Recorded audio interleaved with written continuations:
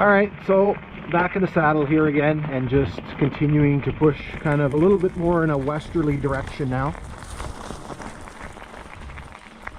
Maybe southwesterly. So we're passing through yet another rock cut here.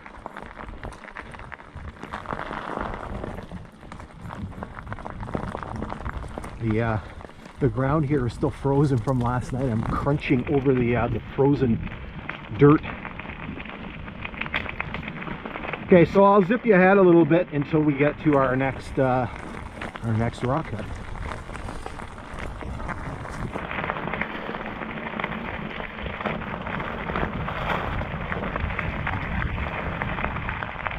Okay, so here we are. It doesn't take long around here. So here you can see the nature of the rock is a little different. It's still kind of shale-like, but you can see that the color has changed. You don't see as much of that red tinge to the rock.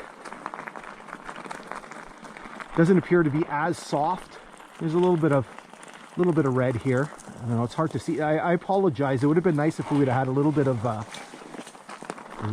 haze, a little bit of overcast, just to kind of diffuse the light a little bit.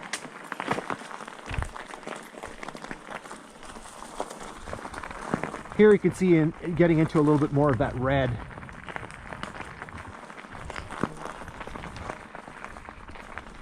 But again, just one of the numerous rock cuts on this section, and you can imagine there was obviously a lot of engineering, a lot of effort that was put into the construction of the line through this area here.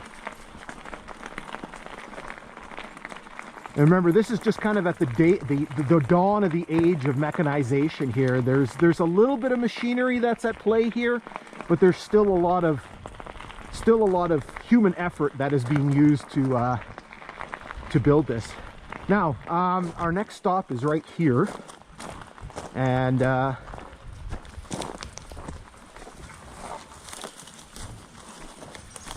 so you can see that there's a culvert. It's just a modern one. But you can see there is a rail down there. I'm not going to jump down there and take a look. I've looked at it already, and I couldn't see any markings on it. Basically, it's probably a matter of it's been sitting like that for such a long time that any markings or anything like that have just been completely worn off, and so it's impossible to see anything. All right, so just continuing to work our way towards Pass Lake here. I'm going to zip you ahead to the next rock cut, and there is something at the next rock cut when we get there.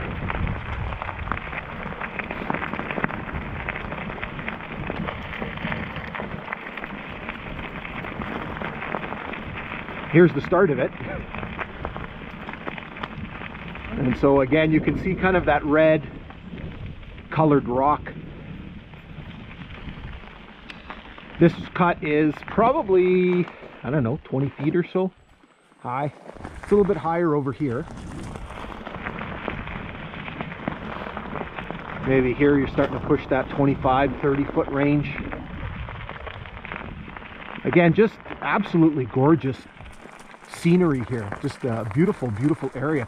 And then up here, I mentioned this in an earlier segment, that this is probably the 169 milepost marker. And I swear when I was here in 2018, that marker was still there, but maybe I'm just imagining it. But I'm pretty sure that's where the 169 would have been. So that works out to be 119.3 on the Canadian Northern Nipigon Subdivision, and then the Canadian National Railways Dorion Subdivision.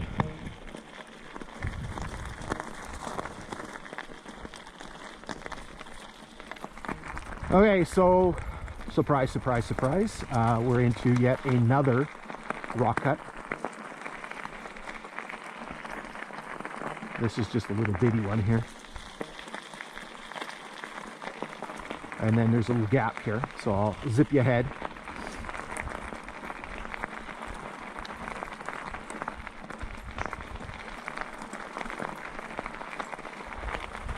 And so here's the next rock cut. Again, very similar nature to the other one. Again, you can see that red colored rock Very soft shale-like material. Again, probably 25, 30 feet high. It's got a little bit of a, I don't know if that's calcium that's on there. Kind of a white sheen to it. Unfortunately, I'm not a geologist.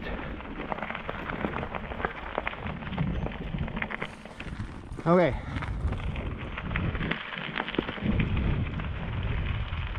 So we're just plugging along here.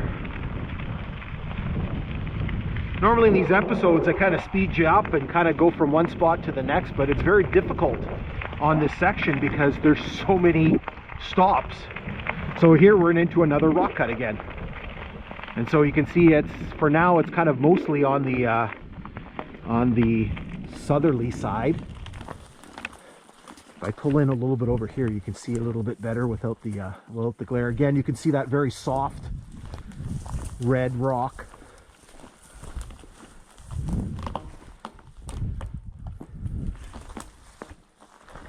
And we do have another stop here, right up here, I believe.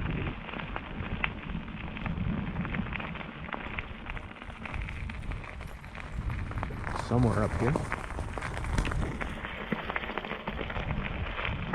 There it is. And so we do have a length of rail. Oop, almost stepped in. It was probably bear poop. Lucky me. I'll take my helmet off here so hopefully you can see a little bit better. So this rail we can actually make out. It's going to be hard because we're backlit with the sun here.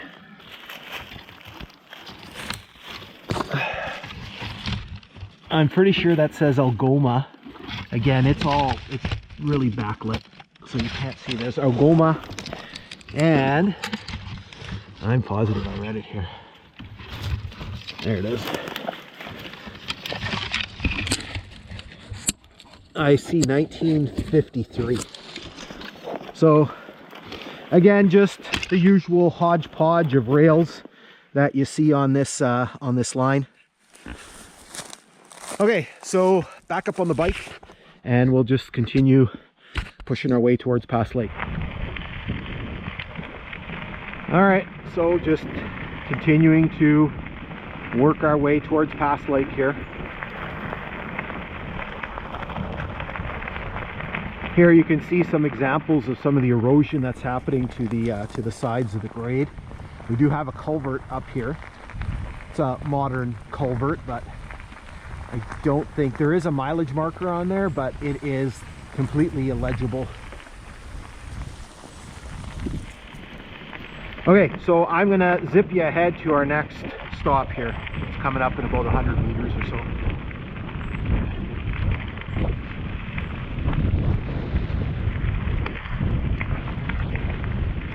And we're here.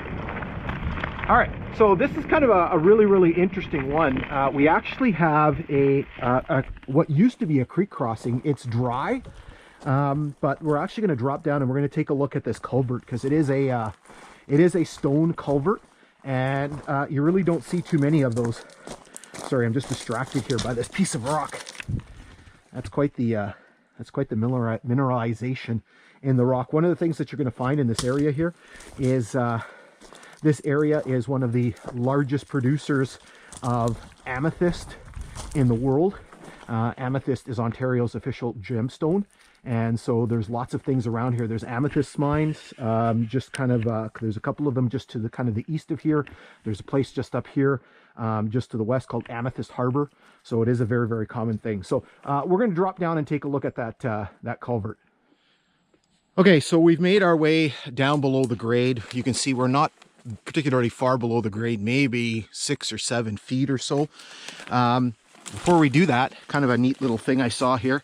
So we actually have some bits of coal.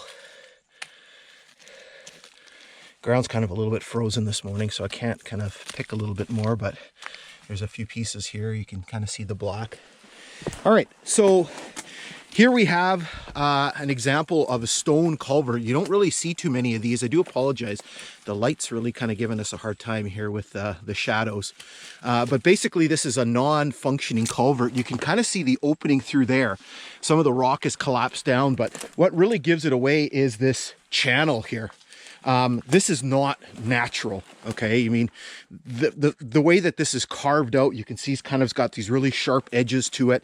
So this channel has been carved out of here by hand. Well, not necessarily by hand, but by explosive. So basically you can see the edge of this rock edge here, this rock face. And so then it kind of winds its way down, and again, you can just see how this has kind of been hacked away like this. Again, you don't typically see these types of things in nature. So again, it is a non-functioning channel. So I'm not quite sure if there is another culvert just over there. So I don't know if the water flow kind of got changed or diverted, and they basically decided to abandon this. And so there is kind of a modern steel culvert just over there. So what we're going to do is we're going to hop the grade, and I'll kind of show you what's going on the north side.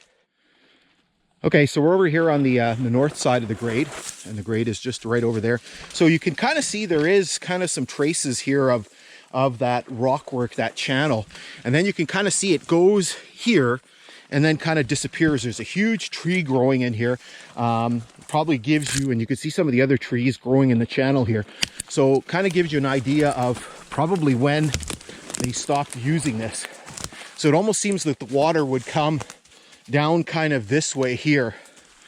And then, as I said, there is a culvert over there. So again, probably they changed the flow of the water, or the water flow kind of changed on its own, and they had to kind of rejiggle things. All right, so what we're going to do is we'll jump back up on the grade, and we'll continue pushing our way to the west. All right, so I'm not going to jump on the bike just yet because our next stop is just over here. I think I mentioned in an earlier segment that that I actually came last night. It had snowed in the morning, and then I was going to take Luna for a walk. So I said, why not? Let's go walk on the railway grade. So we actually drove here, and we walked about 3 kilometers. So I actually walked past here last night. And so one of the things I noticed on yesterday's exploration, I saw the piece of the sign sitting there. And so this is the old Pass Lake sign marker. So this is not the one at the actual station, but these are the ones that were basically on the railway grade that would tell you that the station is coming up ahead. So this would have been in the ground, and obviously Pass Lake is coming up very, very shortly. So it's really, really neat to see this. You can see somebody has used it for, so somebody has used this one for target practice, but it's still really, really neat to see that. The only other one I've seen is up by Red Rock, and maybe there will be some other ones that we will find, but generally if they're kind of off to the side, like I said, if it wasn't springtime, I would have never seen this, because again, it was sign side down, just off to the side of the brush here, and I would have never seen it had I not noticed the piece of the bar sticking out.